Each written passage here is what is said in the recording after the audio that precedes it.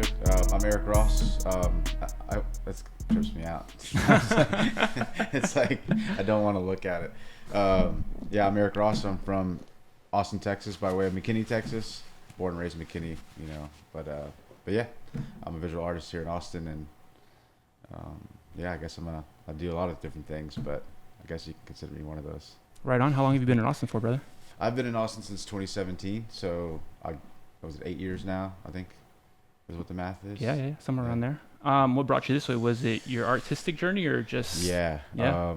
That was pretty much the goal to get here. I had friends living here before I moved here. My mother lives in New Braunfels, so I was already kind of wanting to get out this way. Was in Oklahoma for a long time, kind of working in a weird job. I was literally selling blind shades and shutters Oh shit. for a manufacturer, an outside sales rep. It was actually kind of cool just because of the freedom. I was the only person in the state from the company, so as long as you kind of handled your business, they didn't really say much to you. But it was my first like big boy job, and my buddy here actually worked the same company, the territory in Austin. So from time to time, we would just kind of skip town, and I'd come here and work from my phone, and we'd just hang out, go play disc golf, and kind of just fuck off for a week. But we could write off each other's meals because when one was visiting, they didn't really know, so we could just say we're taking clients out the whole time. But anyways, I was kind of starting to pick up art in grad school after my college baseball thing at OU, and anyways, that bug just kept growing bigger, and that interest continued to grow, and it finally got to a point where I was just fed up with the job that I had in Oklahoma, and started kind of poking around here in Austin. Lied about where I lived. I mean, I think that they caught on pretty quickly, but I applied to Spray TX, Gotcha. the company that I seemed like, the online presence was pretty big at the time, and they were doing their thing. So I was just like poking around at them, and at first they had no interest, and then a few months later, I happened to look on Indeed, and I was just like, give me something to move there for, and they happened to have their only post they've ever done, and I somehow got it, and I drove down on the Monday for an interview. I drove back to Dallas on Tuesday, then I was living here working on Wednesday. Dang, so just 1, 2, 3, huh? It was just like, yeah, I just packed a duffel bag when they hired me, and then lived at my friend's couch until I got, it probably took me like a month or two, and then I got, had enough income at that point to get my own spot. But he allowed me to crash on his couch just to get me in. So I was like, I just need to get in the door, and then from there, I'm sure we could figure it out, Yeah, that's half the battle, right? Is getting Yeah. started, and from there it's figuring it out and off to the races. It was cool. I mean, yeah, it was just that moment of faith where I left security, financial stability, benefits, like the whole thing, and like my mom and dad were just like, what the fuck are you doing? Because they just didn't. One, I didn't really know what art was for myself at that time. Gotcha. Nor have they ever seen anyone make a living in that form or fashion. So it was like, I didn't know how I was going to pursue it. I knew my artwork itself wouldn't get me very far in terms of selling it financially at that point.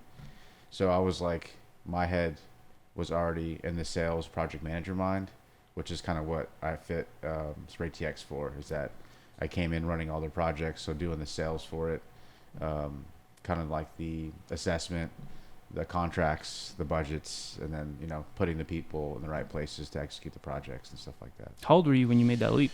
27. Okay. Yeah. Still fairly young, man. Yeah, I mean, it was a good point, I think. I feel like I had... You're burning up. Dude, I don't know why today. It's all hot. right. Yeah, 27. But yeah, I felt like I had a good understanding of where I wanted to go at that point. Before that, I was so lost. Really? Yeah, I was just like, I guess after grad school, or let's rewind a little bit, like baseball consumed my entire life up until, I guess I was 23, 22. I don't really remember, but, playing at a high level, coming up, getting recruited to play college ball, and then getting to play at OU was crazy, but it consumed my entire life. So like zero time to pursue any other interests outside of just like taking care of your body and staying focused on what that was. But it wasn't until that left, that identity was no longer in grad school. because now at that point I was done with my baseball career, trying to figure out what's next for myself. And in my head, I was like sales, you know, because I was like, I can learn a lot. It's, you know, linear and transferable to almost anything you want to do. The skills are like a really good foundation for really anything, in my opinion. But um, I somehow finessed a graduate degree at OU. I showed interest in grad school and didn't really have interest in coaching or anything like that, but they really took care of me and I was able to work as like a GA, and they covered my school while I worked for it as well, Yeah. and paid some stuff. But it was in that time that I lost my entire self or my identity. So it was Yeah. like I was this my entire life, and now I'm like who? I don't even know what I want, what am I doing, where I want to go, which is where grad school came in. Because it was like, what's 2 more years of school right now in the grand scheme? And it'll help me. Hopefully, it'll allow me to develop more, get more of a solely focused on like what's next, rather than being distracted by like just being in college in general. For myself, I didn't really have I'm first generation college student as well for my family, so like didn't really have any lessons or knew of anyone else of what that looked like after college. So I was just kind of like, okay, here we are. And Dang. so it's kind of how That's incredible though, right? Like you made the leaps that you took the time to invest in yourself and like continue to go back to school, right? Like you weren't necessarily sure what you were going to do, but you knew at least you could continue to learn something and build on top of that. When did you really decide that you wanted to give art like a chance and focus your energy into that? probably. I mean, it was about the time in grad school. I was painting. I had a really good buddy of mine, Garrett. Shout out Garrett. He was kind of going through some stuff in his life, and he was kind of in between as well. Like just out of college, I was in grad school, so I was like, dude, you know, if you need a place to live for a year, come figure, you know, your shit out. Come here, we both can hang out, and just kind of figure out what's next. You know, we're both kind of in that space. And I was painting there, and he kept kind of pushing me to do more because he thought I was, you know, he could see that I was into it, and also could see something that I really couldn't at the time. And then ironically, he fucking signed me up for an art walk show. Like it was an art walk in downtown Norman. They call me, I get it, and I have no idea. And he's just laughing in the background as I take the call, you know. And that like pushed me, that kind of pushed the ball downhill. Honestly, it was the first initial push that was like, oh, I have to make a body of work, you know, air quotes. I didn't know what the fuck that meant at the time, or like what my style was. It's similar to what you see now, but still very much in its adolescent, you know, Yeah. phase. So it was like, yeah, just kind of pushed me into it in a weird way. And then that right there is what set the hooks. What So was it that first experience like? Like going out and having to share work when you weren't really considering yourself an artist at that point? humbling. How so? God, I just wasn't like, I knew what I was trying to do, I wanted to do, but I couldn't do it just because of the lack of experience in the medium. And I had never picked up paint up until like 2012. So at this time, this is 2014. Gotcha. So 2 years only. Yeah. So I'm like, my sketches, you know, my designs, they're all still, how I develop those are all the same. You know, I sketch and doodle a lot. So like all the characters are there and how I want them to look with just, you know, ink. But when you bring in other mediums and colors, it's like, how do I get the aesthetic that I like? Yeah. You know, I don't even know what I liked, to be honest. So yeah, that's kind of.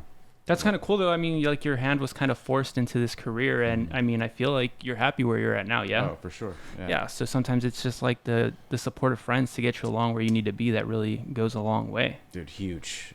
He was, yeah, by far the biggest, and then, yeah, it was just kind of snowballed, and then, yeah, eventually he got to the point where he had moved out in Austin and got a job, and then, you know, I had left grad school and was just working, but continued to really push myself in art, and then social media really helped that too, because by that time, when I was in grad school, Instagram, you know, people were still taking pictures of their, you know, sitting in front of a fire, like, Yeah. you know, the content game then was just not posting anything about anything. You're just like, I'm watching TV with a beer in my hand, Yeah. you know, like, so like as that started to catch up with like how people were actually moving, and like as those things developed for various artists, and I saw that platform to become like something for creatives, for me at that point, that really started opening my mind, because I also didn't grow up around any artists, didn't really know community. Tried tapping into some in Oklahoma City in my time there after grad school. Had a very difficult time making friends. Um, I also probably didn't put myself out there enough, but Gotcha. still in my head insecure about the art space, and me not know. I didn't know what I didn't know. You know, I'm Yeah. just like didn't want to look dumb, and was just a little too closed off. I think that's probably why. Well, you were brand new, right? Like, I Yeah. feel like when you're first starting out, there's a sense of hesitancy to want to like get out there and get in front of people, because yeah, that point of uncertainty it isn't until like you're like, okay, I know how to do this, I know what I need to be done, that you go out there and you do it all the time. But as Right. you're like working your way up there, you're like kind of fearful, I feel like, at first, and very just like, here's a toe here, here's a toe there, Yeah. and yeah. Yeah, I wasn't confident in what I was doing at all at that point. I mean, I really didn't like calling myself an artist at that point. I didn't feel like I earned it. Gotcha. And that was weird. And then, you know, when I moved here, everything changed, man. Like I felt like I just lit up talking, like saying it, because it's like the community. Once I did make the jump here, you know, it sucked for at least 7 months, man. I was barely Really? making any money, like eating like, I mean, I was eating like shit, like, I mean, a Red Bull and crackers for lunch, you know, like Yeah. just like, you know, ate shit for a while. Not because of the job didn't take care of me. They did everything they could to make sure that my ends were met, which was awesome. And I'm so grateful for all of them that I worked with at Spray TX. Molly Maroney, Heath Speakman, they're just incredible, man. But yeah, they really made me feel good and comfortable, and just kind of also helped me gain some confidence, you know. And I just sat back and just observed everything going on, like. So that was, I think, one of the best things that ever happened. It was like allowed me to take kind of a back seat rather than me being the artist doing stuff. I was able to watch everybody else and kind of run the business side of it while the creativity was moving on. But I was able to observe it from so many different people in the city. So it was like just watching, taking tips, you know, taking things from different artists, and in terms of just like, you know, curious to what kind of what and why they use certain cans. You know, why are they using these caps?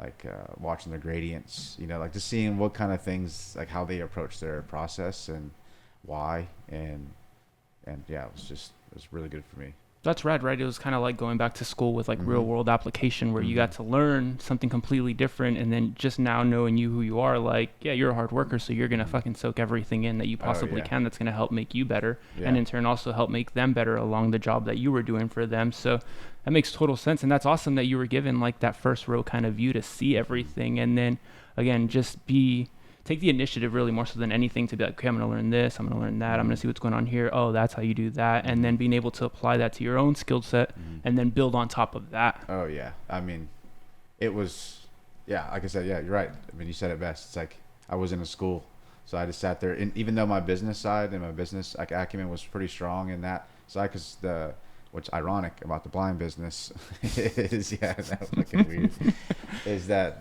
this, like the structure of how that lays out, like how you sell, it's the same style. It's just a different trade, but the same players apply. Gotcha. So like the infrastructure of how that sell goes is like, you know, it's parallel. So like all those same skill sets, and I could see how it moved and like how you kind of play that game, you know, especially with corporate clients, and like kind of how you have to approach them, how you speak to them. Although, like, yeah, really being that middle ground for an artist and the corporate, and, you know, making it really seamless for that everyone is understood, getting taken care of, but also making sure that, you know, the artist has what they need, and making that clear to the client, because a lot of times, as you know, like the corporate clients don't really understand all the nuances that come with working with a creative, and the other way around, you know. So like, artists sometimes aren't protecting themselves, you know, in contracts and stuff, and could easily overlook things. So it was kind of nice, kind of learning like what to look out for, how to educate, you know, my community as well while doing that.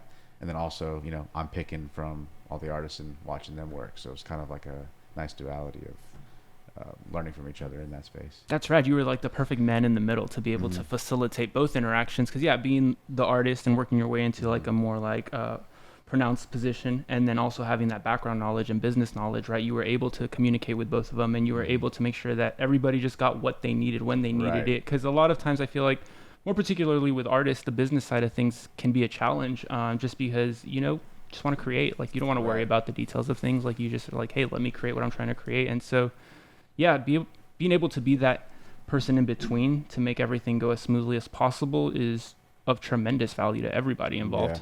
It was a good time. I mean, I definitely got burnt out on it after a while.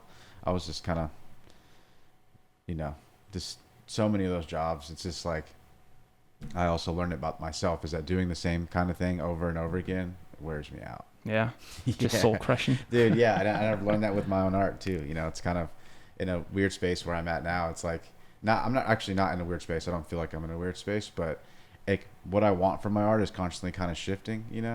And I like having multiple jobs. Like being a full time artist is like I'm not. I've never been a full time artist. I've kind of been half and half. I would say I always have kind of two things in motion that I kind of bring in income with. Hmm. Um, but my after I left Spray TX and I did some time with like Hope running some of their programming and their projects similarly how I ran Spray TX stuff. Um, I started to realize like I want to do different things, but like, and I kept looking for something to happen, someone to bring something to myself, or an opportunity just to show up because I was putting in all this work.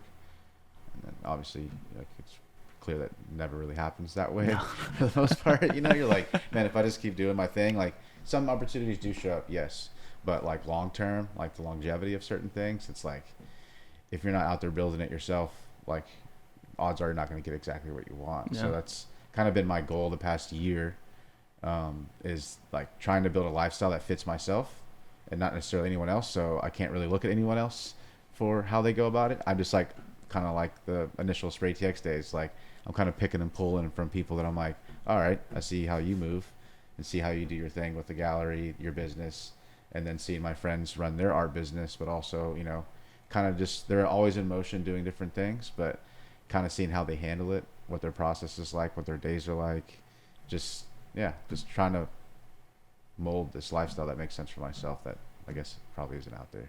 I think that's the best way to go about it, though. That way it's the most fulfilling Yeah. lifestyle, right? Because I think, yeah, it's easy if you're just like focused on one thing and that's the only thing that you're doing. It's very easy to get burnt out and then lose a little bit of the passion that you have for it Hmm. because you're like, then it just becomes a thing that you have to do.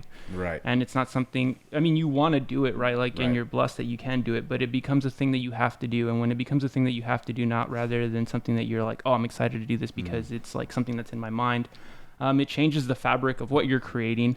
And then also kind of like how you explained how you're evolving, right? Like if we take a look at your art, like this last show that you just did, tell us a little bit about the transition you made from your previous body of work to your kind of new style that you're working into. Okay, yeah. I mean, the solo show also. I mean, that kind of goes to what we're just talking about. That took almost 7 years to feel good about having a solo show here in Yeah. Austin. So I was here learning all those things. Let my art develop for 7 years, and then that's when I finally was like, I'm ready to show what that time has been. So like my first solo show was that exactly that. It's like all of that 10 years, 12 years of build up of like moving around, finding the style, and I felt like I finally had to get to the point where it was like it was pretty much at its highest I felt, um, for what I was trying to do with that. So that was cool shit. The response was awesome, like from the community and everything, and it was just really cool. My first time seeing like a formal full body of work painted in one lane. Yeah. Not paintings that I do a couple here, a couple here. It was like I'm painting 40 pieces for this show. Um, That's so crazy. 40 pieces, yeah, man. and then like, but also trying to make sure that it speaks to like what I've been doing, for the past decade, and speaking to that and myself. I don't know. That's fucking weird, but now I feel like I'm a little bored, kind of that style, and obviously I need to keep growing Yeah. in some way, So I know that moving forward, I really want to tap into like just the more fine art space. I know I'm a little bit attached to the street art and like spray paint scene because naturally that's where I come from and that's kind of where a lot of my influence is. But I kind of want to take it to a little more abstract. Continue to do a lot of the the faces and whatnot, all those kinds of things. But trying to make my work a little softer, and just probably take it in a new direction where I don't really know where it's going yet. I have an idea of what it's gonna look like, but in terms of the feeling, it's just like I just want to kind of lose some of the elements I've been so comfortable with and found safety in, being like the thick, heavy line work, and kind of just like losing that, and then it's kind of allowing me to reevaluate my process, why and what, learning those new things, and how to like this get these styles that I'm looking for with, I don't know, just kind of messing around. But that's cool. It seems like you're just stripping away from Yeah, what you've already built on top exactly. of, right? And trying to see what you discover within that process of Mhm. stripping away. Mhm. You're not necessarily trying to shake everything up and start anew. It's like, Right. okay, this is what I like right now out of the pieces that I've been doing. Let's Mhm. remove some of this and see where this path takes me. And I think that's kind of like the beautiful part of art. It's like there's really no right or wrong. Like you're dictating, kind of like you're trying to dictate how you want to live your life on a day to day. It's the same Right. thing for your art. It's like you get to choose and pick how you want it to move and feel, most importantly. And then when you put it out there, like you said, the community has always been extremely receptive of your work because it's a Yeah. great work. Like you do phenomenal work. Let's be real. I appreciate it. So I love that you're not just settling. Yeah. I think that's the biggest thing is sometimes it's easy to get comfortable in like where you're at because, you know, like, oh, if I just bang out like 5 of these, I'll make X amount of dollars and we'll be Yeah. set. And Yeah.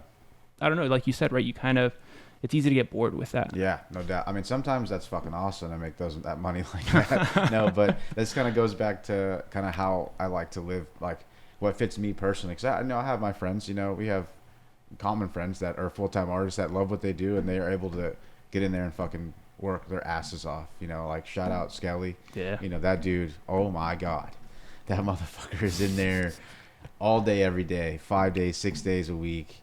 I mean, painting, and it shows. I mean, the dude is incredible. I lose my fucking mind.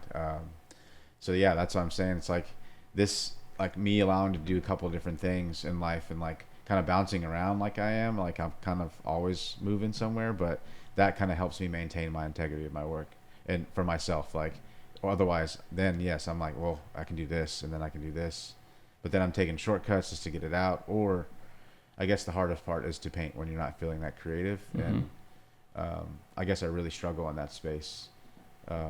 So I think that's why it's nice for me to kind of break things up. And so I'm always kind of coming back, not exactly the fresh every time, but enough to where I could be working on something on the part of the process to help me kind of move forward. Well, that's nice because then it doesn't seem like a task that you have to Right. get done. It's now, again, you're creating because you're inspired by something or, you know, you're feeling a certain way that you need to get out on canvas or paper, Right. whatever the case may be. And you're moving based off that rather than like, I need to. Yeah, yeah. I mean, what you said, it was perfect, because that's also kind of what I've now feel is that sometimes I get caught up because I look to the left and I have Skelly who's painting all day every day. I look to the right, I see Paste, you know, another good friend that I paint with quite a bit, you know, doing his thing, and then I see, you know, look over here, you got Matt True bouncing around, like, you know, some of my closer friends, you know, Efren as well, like Brittany, I mean, so many artists around you doing so much. Yeah. So it's easy to get caught up in just like, I have to do more because everyone else is doing their thing, you know. So it's like I've now finally, not that I'm trying to keep up or outdo them by any means, but it's like it pushes me to want to paint more, but also kind of I've realized that I'm on my own pace, on my own timeline. Like, I wish my art was progressed further, but it's time put in which I haven't put in as much time as I'd want to, just given my mood sometimes, given this kind of where I'm at, like in terms of how, like, you know, working another job, kind of part time, and then doing this. So it's just kind of like I've just learned to kind of come to peace with like the motion that I am and Yeah. how I move through my work and how I approach my work, and just kind of give myself some grace in that space, because it's like, who the fuck? I mean, Yeah. No. nobody gives a shit, you know. When you look at, like, when you really look down, like, I mean, you ask yourself, like, no one gives a fuck, you know. Yeah. You know? Nobody's watching us as closely as we're watching ourselves, right? Like, It's, yeah. it's just like, fucking do your thing, be cool, and just like, yeah, and push the work, of course, you know. I mean, it's tough when you see people kind of not want to develop anymore, but again, the fuck, at the same time, it's like, if that's what they want from their work, what can you do, you know? And that's another thing. It's just kind of this letting go of, like, yeah, just not paying attention as much, obviously supporting the homies and doing that thing, but also just being like, I'm gonna move at the pace I need to. I don't need to have that added pressure with everything else I put on myself already, you know. Yeah, I think the biggest thing you said is giving yourself that grace to Right. move like what's best for you or how it's best for you to move. I think a lot of times, yeah, it's very easy to see like, oh man, these guys are doing this over here. Now I got to go do this over Mm-hmm. here too. Like I got to make sure I'm launching this or I'm launching this or Mm-hmm. I'm posting X amount of times a week or whatever the Yeah. case may be, especially because social media makes everything, it exaggerates everything. Oof. Yeah. And so it's like it's easy to get caught up in that noise and want to like not necessarily again compete, but want to make sure you're doing equally Not as getting well. left. Yeah. Yeah, I mean that's the feeling. It's like I don't want to be left behind and No. behind the curve because it's not about not getting opportunity or someone else getting other opportunity or that. Like No. none of that. It's more just like fuck. I should be doing this, but I don't really want to. And I guess that's social media in general. I mean, it's just like you look at social media and I'm just like, oof. It's like I just want to paint, man. I'm like I don't want to record myself painting, Yeah. or you forget, or I do half of it. I'm the worst, man. Or it's like certain parts of the process. Then I see other people doing it, and they're dialed. You know, like they're making all these videos, and like it's just like I got what? Well, yeah, there's all these other things now outside of the art that like you kind of feel like you have to do because you see like other artists who, for whatever, they're doing great in their own lane, Mhm. but you think that that's part of what makes them great. So you're like, okay, so then I guess I got to do some of that, I mean, but it's that's not the definitely case. dope. Yeah. Yeah, it's tight, but it's like you find your own rhythm, and once you like lock in, like you said, into your own rhythm and flow state, then you just evolve off of that, and then people soon enough are gonna be looking at you and man, this guy's doing like what I need to be doing, and then you Right. become a point of influence. Yeah, that's true. Yeah, I just try to do my best not Yeah. to compare myself to my peers because, God, they're so talented and so good, and yeah, I just they're just awesome. So yeah, I'm just like try to keep my head on for that. But as of late, it's been the past year really that I've just been really locked in on just like what do I want? Yeah. Like what do I want from this? Especially as I'm getting older. Not I mean Yeah. I'm not getting old, but it's just like there's certain questions I'm asking myself about like looking forward a little bit, not necessarily too far down the road, but just like how I'm approaching the things that I'm going after and like with what intentions. Like if you get upset about certain results, it's like, well, I mean, look in the fucking mirror, dude. Yeah, that's all you can do. That's the best place to start. So it's like, yeah, just trying to be better about that, and also just being better about like also putting that intentional time in the studio, because now I finally have my first formal studio outside of my Congratulations. place. I'm fucking stoked about, which isn't the craziest big space for me to work in, but it's like a place that I can go to and just be in there, Mhm. so it's not like I'm in the house or in the garage or whatever. It's like going to a place. I'm surrounded by my art, so something that I'm doing in here is progression in some form, whether it be sketching, prepping work, working on ideas, or literally just touching shit in the studio. Yeah. You ever just wake up and you're just like but it's like kind of gets your mind going. You're like working through stuff. It's just like, yeah, it just allows me to kind of be in the space. So it forces me to chip away at some aspect of that. So it kind of really helps. Well, it's tight because there's a sense of intentionality when you go to that space. Like you know that you're going to that space to do something art related, whether it's produce it or just soak it in or like be in the moment of it. That's what you're going there to do. And a lot of times when you're sharing the space, like if you're working from home, it's easy to like, oh, I'm going to eat from where I'm working. And all of a sudden it's like now you kind of take a little bit of the attention away from what that space was meant to be. And so just being able to define a space to create, and like it's not that you're not going to create at home anymore, Right. you know what I mean, but there's just a different feeling, a different sense of energy that you have now when you do have your own space to just Oh, solely yeah. do that. Yeah, it's definitely a move in the right direction, and I'm really excited because this is I've been traveling so much with life and work. Or really, I travel like once a week for this contract job.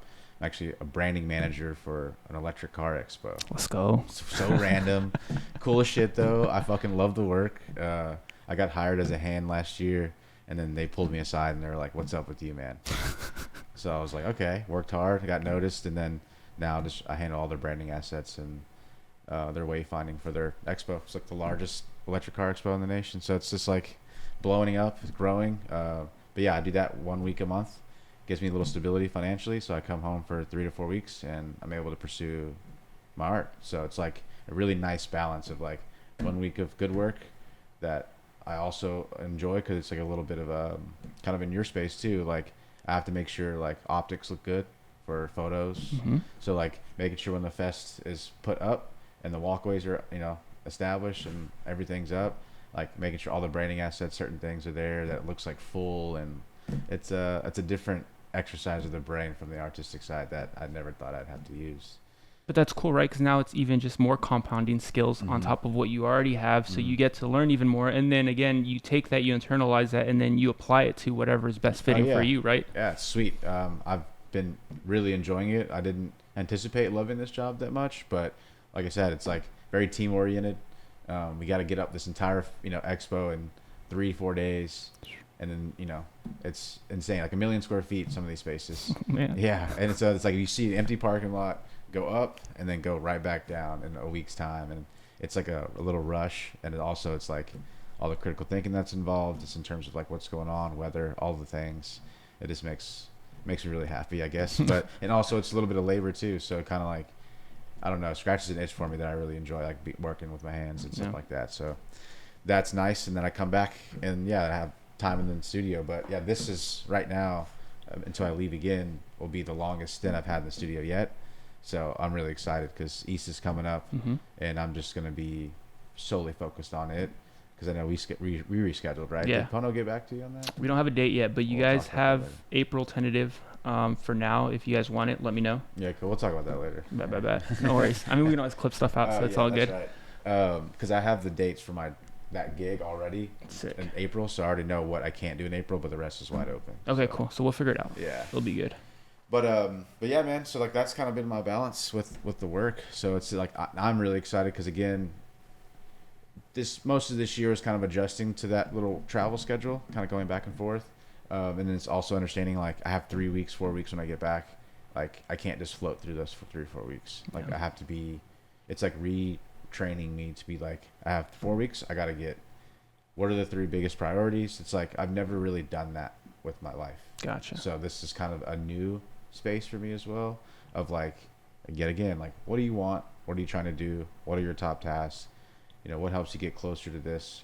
Like what are the big picture things so you can make sure I'm taking the smaller steps to get to that, and then what are the immediate things for like hopping in some shows, um, supporting some events, like those kinds of things, but also like painting for a show like the one we're discussing, for this gallery, and what big picture moments that I need to hone in, because some of those things take 7-8 months. Yeah. So it's like trying to stay ahead of the curve and really focusing on kind of what it is I want to do the next couple of years.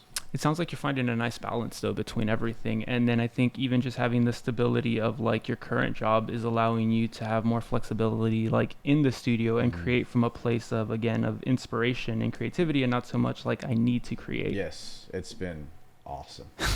Because then I get a few commissions, that are like perfect. It's like great. I got 3.5 weeks to execute these 2 commissions, so I make some money there, like guaranteed, because it's already Yeah. established and signed off on. So it's like, and then while I'm doing that, it's like yeah, exactly. It's like you're just a little more free to kind of like focus on the things you got to get done, and then playing with whatever you want to do, like different sizes, different mediums, trying different designs out, where with the pressure of if it doesn't sell, like whatever. Yeah. And that's kind of what I did at this. I had a Zilker show at Mhm. Zilker Brewery, and half of that show was kind of that, having a little bit of my solo show style, like that steez, and then stripping it away. Like each piece, when the next, I guess if you were to lay them out linearly, like as you worked left from right, so the work that that you've seen me do, and as you transition all the way to the right, you start slowly seeing details go away until eventually like all of it's gone to where it's just those free form shapes that I was kind of doing with the Mhm. abstract. So like it just breaks down to almost looks like a molecule, if you will, but still trying to incorporate my style that you're like, oh, I know exactly whose this painting this Oh, is. 100%. So it's like still putting my stamp on it, but yet taking it into a different space. But I really just want to make it a little more elevated and sophisticated. I mean, that's kind of the goal. I mean, you're headed in that direction. You can see it in just like the different highlights and the shading and the shadows that you create, especially just very clean, and the gradients and everything. And then just the free form that you're working with. Again, there's a lot of movement and motion in the work that you're creating, and then the vibrant colors that you used.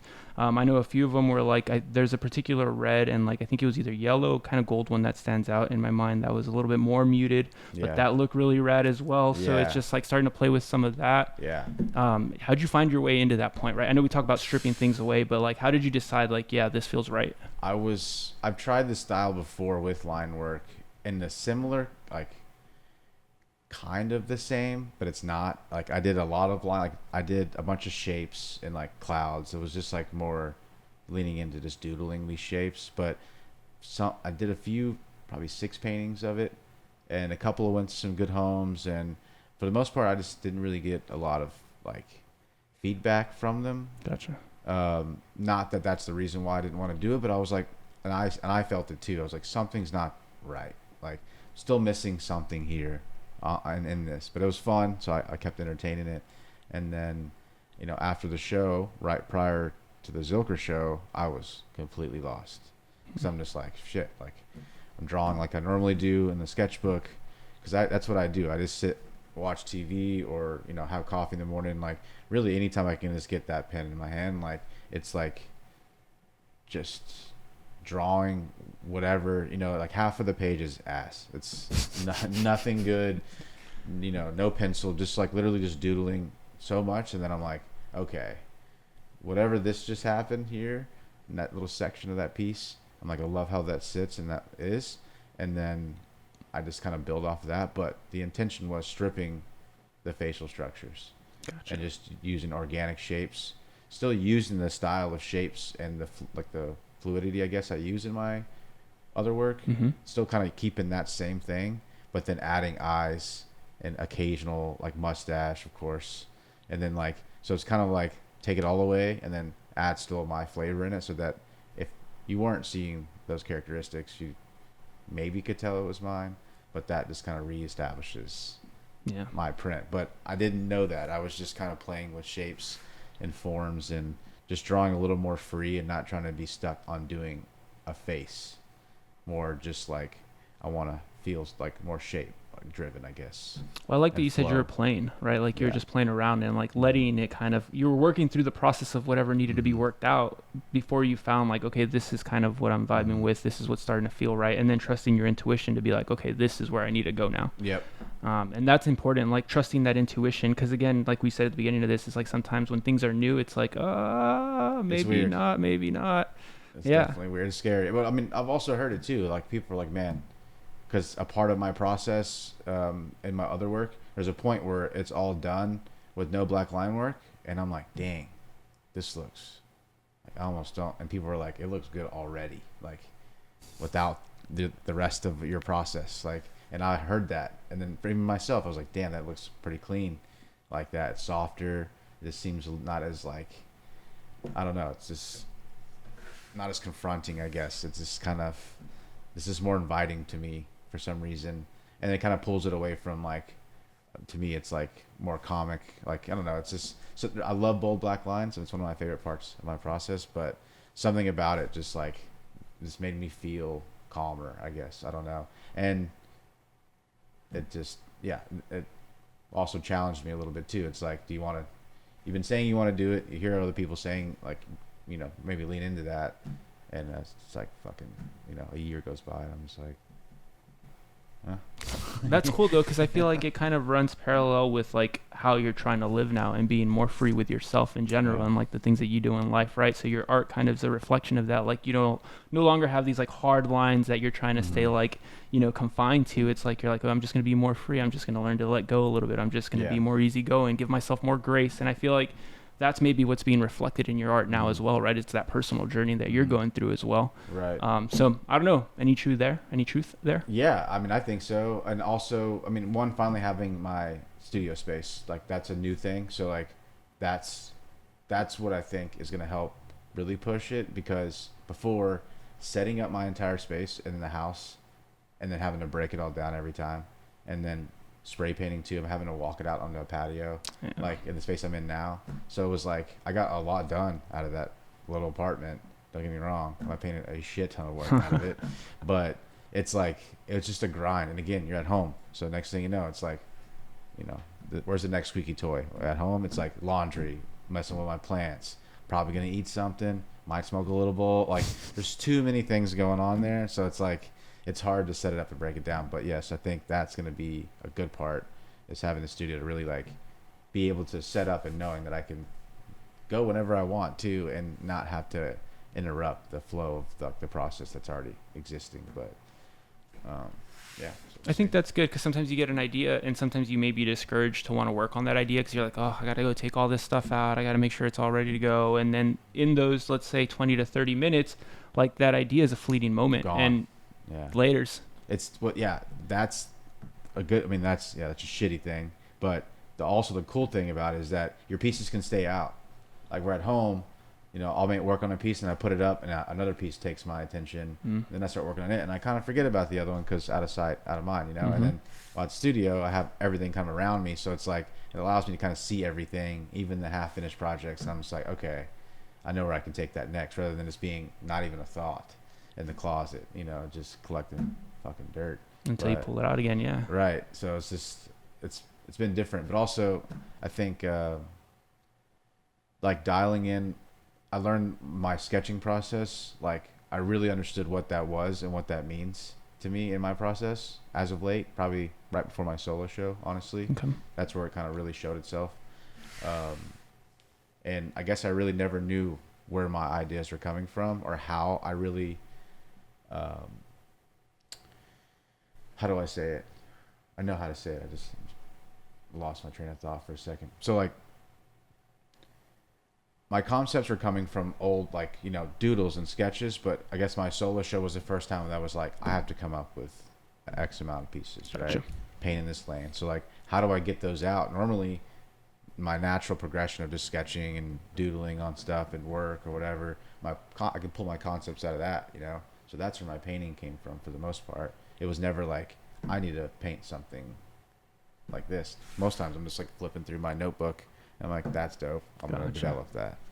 So it was like shifted my approach and like what my process even looked like what that was to me, why that was, how long it takes me to get to a point, what to pay attention, you know, like all the nuances of like, that's just shitty design right now, but knowing what the shitty ones could be and what ones just to right away. Yeah. Like, cause you can do 100 of those sketches and it's like there's still a difference between shit that you can't work with or shit that you're like, all right, I can fuck with that. Because like today doesn't look good to me, but Thursday or like the next time I look at it and flip at it, I'm like, actually, this does work. So that's kind of changed for me too. Well, that's nice. I think identifying like that key component of your process where that's kind of where everything gets started is what it sounds like, right? Oh yeah. That's like step number one is like you'll work through just kind of like the fluid thoughts that are in your head, whatever's kind of getting put on paper. And then, I think there's, like you said, there's a feeling like you can feel like, oh, okay, this can turn into something else. And then you can immediately look at something and be like, okay, cool. That was. I'll exit out or something. I don't know. I mean, I have so many notebooks that are it's just chaos. It doesn't even look like, I see people's sketchbooks that are so nice. Yeah. Each page has a beautiful, I'm like, yo, you'll see like 3 doodles. I'll just flip the page and just like not into those pages. And I'll go back and fill them up later, but my sketchbook is chaos. That's all right. Sometimes it's nice to like not necessarily look at what you were working on and have a blank page and start anew, and it's a new idea and it's a new whatever. Different. Yeah. And my dumbass will flip on accident. Will flip the sketchbook like upside down and open it backwards, and then start sketching. So then I have like 2 opposite like directions. It doesn't make any sense. That's all right though. It makes sense to you I guess. at a point. I know. mean, I don't know why I do it, but then I'm flipping back and forth. But it's pretty cool though. I enjoy it. So from start to finish, like without giving away too much, what does your process look like right now? My process? Yeah, so I mean morning times mostly, or just anytime I want to just like chill and just like get my thoughts out or whatever that is to me that day. I start to sketch and doodle and whatever that is. And I'll just, you know, kind of comb through old stuff. Just something that feels right. I'm more about just like feeling right now and not necessarily like, I don't know. That's where I want to get to eventually, but right now I'm just like trying to shake out some stuff that I feel like is there that I don't really know what it is yet, because I'm still wanting to paint in this abstract form right now, like the 2 later pieces of the Zilker show, that are, you know, lineless and this is soft edges and stuff. So I'm trying to take that further, with maybe like a handful of more pieces, just to have some fun with different sizes, shapes. I got an airbrush, so I'll have to be tapping into that. Right on. That's tight. So I think that would be helpful to pick up my shadowing, because I usually tape and have to use to shadow all that and like cut out, and like it's a very tedious process. So I think with this, it'll help me save some material and be quicker with that process. So like again, learning the process of the stees and figuring out what tools will better serve me. So I'm starting to try out some new things to see kind of how that shakes out. But who knows? But yeah, so from the sketching process, I'll take a doodle that I like and develop it bigger on a piece of paper by itself, and actually like dial it in and get everything like the shape I want. And then from there, I apply it to the canvas, and then very rarely do I have a predetermined color palette. It's kind of like, what do I have in the closet or in the inventory? The neutral one was intentional. Okay. Using the neutrals, because I also use a lot of color. It's very loud.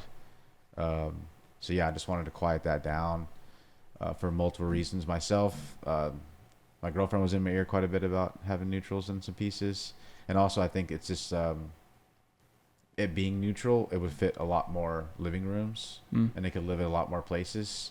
My house is chaotic, has a lot of color in it, but understanding like other people's aesthetics and household and like what their stuff is at home, it just made sense to like tap into that, not for necessarily for the sell, but just to see what it looks like existing amongst other other colorful pieces, and just kind of how it played with everything else. I think that's right. I think it's the exploration of using a different color palette than what's normally used, right? I think that then, again, it plants a seed in your mind of how you can evolve that later and how you can compound that with the skill set that you already have. And I think that's the biggest thing is like taking, maybe it's not like applicable today or maybe it's not applicable tomorrow, but taking whatever you're learning all along the way and then finding the right time to use it. Just like you said, right now you're going through this new transition and working with a new style, and you're trying to figure out what tools are going to be best for this style, right? So it's just a constant exploration, and I think that's really what like defines being a good artist, in my opinion, is like the constant exploration of trying different things and not being afraid to see what's going to work and what's not going to work, and not being afraid to fail. And it's not really failing, because if you're creating from a sense of like, again, feeling like what feels best, what feels right, that's you've already won. Yeah, I think it's definitely a space that I like to create in right now. But moving forward, though, I will say that I do want to, because at this point and how I paint is a feeling for me, right? And that's up for your interpretation. No matter how you want to interpret it is what you got going on, right? I mean, the title might edge you in a certain direction. Edge you, that's terrible. Might push you in a certain direction. But like most people don't pay attention to that sometimes. You'll see the piece first, right? That's what calls to you. And so that is the feeling, and that is like, again, up for your interpretation. You decide what you want to feel about it. I can tell you all what I can tell you about how I painted it and why I painted it, but at the end of the day, this comes down to you, the consumer. So like, for the pieces moving forward, eventually I want to get to a point to where I really am drawing from personal experiences too. I know, obviously a lot of people, we all do that in some form or fashion, but like being able to see a side by side of like what the reality looks like. So take your medium, for example, like you can take a picture of myself doing X, and then I paint that in my artistic style, hang them side by side. So you see this thing that helps, call it a vice or call it, whatever it is, kind of what we discussed, I think, before, that side by side with my artistic expression of what that experience is like, so that there is a clear, like, linear, like, reason why I painted this, and you know exactly why. So there's no, you can only take it so many places from that point. Because that's what I haven't done, is like a literal, and I'm not painting realism by any means, but there's a literal, what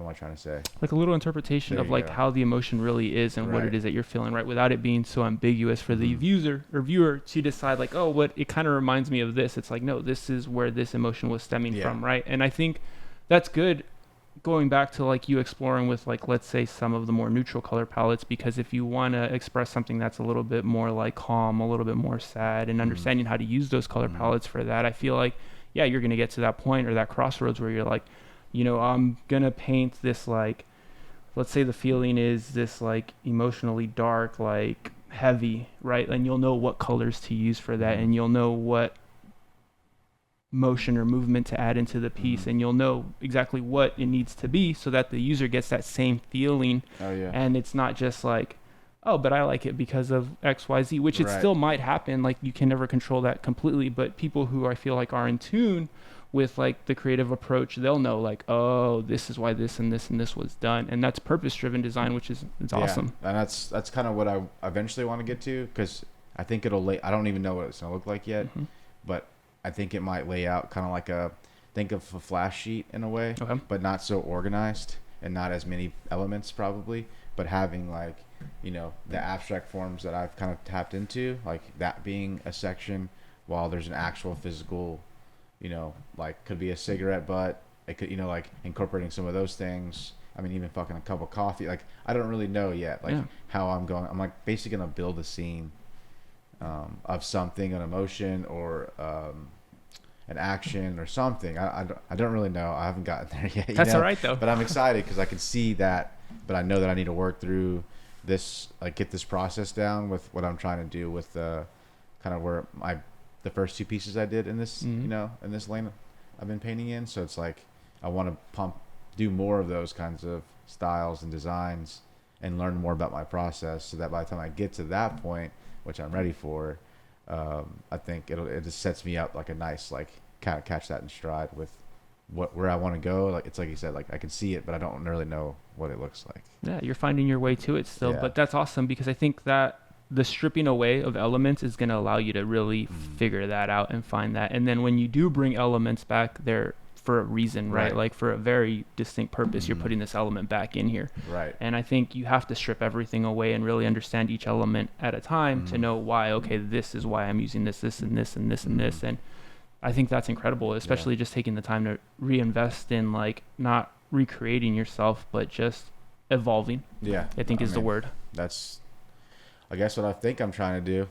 I think that's what you're doing. Yeah, it's like I know I'm about to walk through a door somewhere. I just haven't got to it yet, but I know I'm walking towards it, you know? And I don't know what fucking door it is. Couldn't tell you which one, or if it even has a handle for that matter. As long as it's open. Oh, I guess. I mean, if we get to it, something's got to go. Something's got to give. But yeah, man, that's kind of where I'm at right now. It's just trying to just push through that and starting to have some fun with it, of course. I mean, never have not had fun with it, but gearing up for East Austin Studio Tour, and just want to pump out some pieces for that, and then start focusing on some bigger stuff like the show next year and whatnot. Right on. You guys are going to be open right at the studio for the... Yeah, we'll have our studio there. Or it'll be open studios for us. I'm not sure if we all have not been in the same place at the same time. Gotcha. When I'm gone for 2 weeks, someone else is gone for 2 weeks. When we get back, they're gone for we haven't really got too organized yet on that front, but obviously, just for starters, we'll have open studio for sure. I think we might try to incorporate bringing in a market for the house itself, like the outside areas. That's right. I mean, there's a lot of space there to do it. It's perfect for at least like 10, I would say, vendors out there. So I'm sure that we'll probably eventually reach out to somebody that is open to do that. I don't think we really want to run it. I think it'd be better if we just hired a group that was already organized, buttoned up, and I feel like there's so many nuances in markets that I don't really have much interest in trying to, but allowing a group to come out and make their money, like we don't want anything from anybody. So I think it's like let them do their thing. And I mean, that's even better. That's where you create more opportunity, right? That's the biggest thing, I think, like once you get a space is like, how can you be the creator of opportunity? Yeah. Like you already have your thing that's doing well, and you'll dig into that and you'll use that space for that as well. Sure. But like, how can you lend a helping hand to somebody else to do their thing, right? I mean, especially it helps everybody. I mean, especially with that traffic and being where it's at. I mean, it's right across from Scoot Inn and Cosmic Satio right there on 4th Street. The location couldn't be better. No, prime spot, especially with everything like developing and continue to develop in that area. It's awesome. So, I mean, I'm looking forward to that, and just really just being in the studio, man. I'm really excited about that. Just to continue to kind of push where I'm going right now, and finally have some time to catch up here in Austin. It's kind of nice to be back. How long are you in town for? 2.5 more weeks. Oh, shit, and then you're gone. Well, I'm going for the last time. Go to New York for the 10 days, and then after that, it's pretty chill until like March. That's rad though, one last nice 10-day trip to New York before it gets crazy cold in the fall. What better time to be there? I mean, I'm there to work. I'm not there to hang out, unfortunately, but still, I've been able to travel quite a bit with this and see some cities I haven't seen yet. So it's been pretty sick. So as far as like advice for whether it's an established artist or an up and coming artist, what's something that you can share that might cut their learning curve? I don't know if I can do a lot of that. That's what I've also learned. It's just like like not being afraid to ask the questions. More people in the community are more than willing to help you people out. Like my phone's always open, email, whatever. I mean, I always offer that to everybody I talk to. Not that I have all of this knowledge, but the little bit I picked up from Spray TX in terms of like contracts, understanding like how to approach certain things, or just getting introduced to the right people that are kind of doing similar things, or like getting plugged in with group shows or markets or kind of whatever their niche is. I just think just don't be afraid to ask questions. Most everybody in the community, especially here in this city, even in DM on Instagram, I mean almost everyone I bet will respond and answer the question. So it's just like, don't be afraid to put yourself out there. Being vulnerable sucks on every front. So it's just getting over that and just pushing it. You just never know what you can get from it. And for myself, like I speak from my experience, it's like it's gave me leverage in so many. It's given me confidence. It's a weird space because you're consistently putting yourself out there to be accepted or rejected. So it's like very humbling space at that. But it's a craft that like it's something you never really fully know. It's like so it's hard for me to say like I can give all this advice. It's like I'm still trying to figure this shit out. But you got to start somewhere, and I think that the sooner you do, and the sooner you start asking questions and get out there and just doing, the better you're off for it. That makes sense. The better off you are for it. Yeah, no, that makes sense. I feel like, okay, so then what was like a challenging thing that you had to overcome as an artist? Like what was something that you were like, man, this is a big hurdle that I got to figure out how to get over, around, or underneath? Just the patience. It's like, like you don't just pick up a spray paint can or a brush and just like you're dialed, like it took me almost 10 years to pretty much achieve, like, not that I knew the aesthetic I was looking for, but this, like the trajectory that I was going with my style, it's like it took me about 10 years to really get everything where I wanted, like to this point. But I think that, I kind of forget the question, what you said. No, just like a challenge that you maybe faced or some hurdle that you had to overcome. Oh, okay, yeah, it's the patience. That was the biggest because I wanted results like yesterday, and you can't. It just doesn't. It's not real in art. You see people that can paint all of this crazy shit. It's just like pursued interest. Yes, there's some people out there that are gifted on different levels naturally, but almost everyone I feel like I know has skills, but they're also pursued skills that they were able to develop over time. Like people just don't paint portraits waking up. Like I asked a good friend of mine, he's a tattoo artist out of Dallas, Lorenzo. I'm just like, how do you get so good at your portrait work? He's like, dude, I've been drawing them for 20 years. It's like, this doesn't just happen, or people aren't just gifted. It's like I've been, getting after it every day, or however long they do their process. But it's like, it's just pursued interest. It's like, no, that makes sense. Time in, right? Whatever you put into it is what you get out of it. 1,000%. Yes. Yeah. So especially like, today I feel like it's so easy to be like, I want to be a superstar overnight, especially when like, again, we'll go back to Instagram. When you see a bunch of rock stars doing their thing, it's like, you think it's that easy, but the reality is like, it all takes time. It all takes, like, it really does. I feel like take 10 years before you're like at that first good milestone where you're like, oh, fucking finally, like this is where it's at. Yep. And then from there, you're like, okay, how can I get better if you really want to continue to pursue it properly? Right. And that's, and it's also being in the mind space. Like I've always sketched. So if you want to go before that 10 years, I was doodling and sketching since I could remember. So that maybe the clock starts even further than you think back, naturally. But it's like, as you start to develop, like, obviously I didn't really know where I was going or what I wanted. I was just painting because, one, it was a big mental health thing for me too coming up. Like when that identity crisis happened, when I lost sports and I was just in college, like kind of lost, like most people are, I would think. It kind of gave me this like safe space of like, kind of just made me present, got me out of my head, and just, I was just having some fun, it kind of just brought me to that moment. So like it helped me kind of get through some of the weirdest and darkest times of my life. So not only to me, I see it as, yes, it's an opportunity to make, a living doing something I actually am passionate about, which is awesome. Like who doesn't want that? Mm-hmm. But at the same time, like it provides like this space for me psychologically that really benefits my mental health in general. Cause I've had some tough times, throughout the years. So it's like this has been my saving grace. Like it's kept me away from a lot of bullshit. And I mean, sometimes it's dug me a little deeper into some shit, but at the same time, it forced me to confront it and forced me to sit with it, and or just allow that to move through me. Not to get all fucking heady on it, like just allowing you to exert it. Like yes, you can do, you can go lift and go work out or whatever activity you want to do, but there's still something about art that form of expression and what that kind of gets out. Or for myself, I guess I'm speaking for myself in this, but it's unlike anything else. So it's like, I don't know. It's like hard to even articulate because it's just I can't even. I don't even know how to express it. Yeah. It's like a way to, you might not realize it in the moment, but you are getting like emotions that are like trapped inside your head out. Sure. Like I can think of a pretty heavy time I had back in like 2017 into 2018. And like I was shooting pretty heavy at that point, and I'm looking at my edits, and they're all like super dark and like heavy grainy and like just very like just heavy. And like my photos for the most part like are very bright and like uplifting, and like I was like, man, I know exactly what I was going through when I was like editing in this style, and it's a representation of like how I was feeling in that time. And in that moment I didn't realize it. That's just felt like what felt right to me to create at that point, right? And so it's like, no, that it absolutely is a way to get whatever's like just bouncing in your head out of there and release, and like, okay, laters. It's incredible.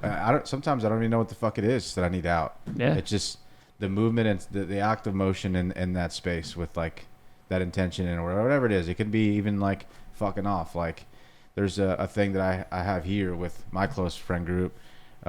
It's Skelly, of course, which you've had on this, Paste, Maddie, Matt True, and Efren.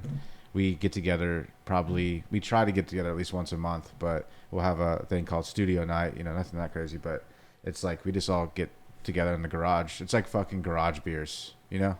Like you see your dad used to do the back in the day. It's like similar approach where we just all bring some snacks, some beers.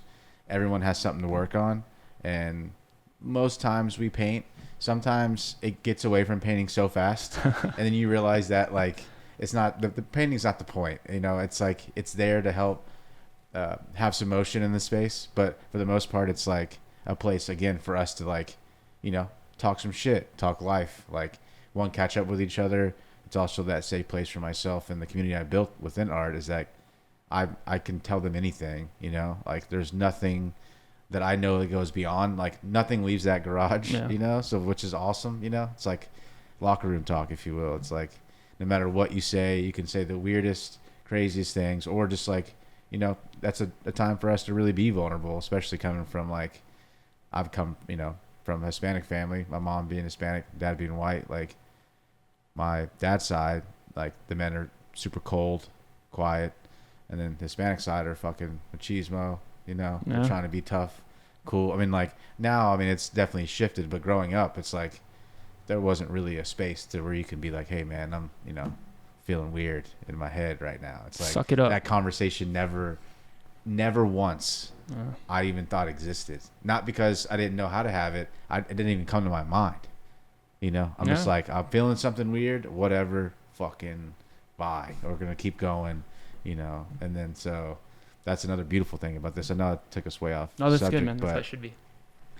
But yeah, I mean, it's like this weird place that we're all from different walks of life, like in that community too. It's like, I mean, you couldn't pick a different, further different group. In the age gaps, there's like 28 to 41, and we're all of different ethnicities, all different backgrounds, grew up in different parts of the country, and here we are together, just like talking shit, and also like realizing how much more you have in common with that person next to you, which you don't really realize. Like everyone thinks they're so alone in their shit, especially between the years. So it's like, you find a lot of comfort in knowing that, like, it's like, shit, you feel insecure about this? It's like, I do too. It's like, it's like, you're fine for feeling that. You're not the only one.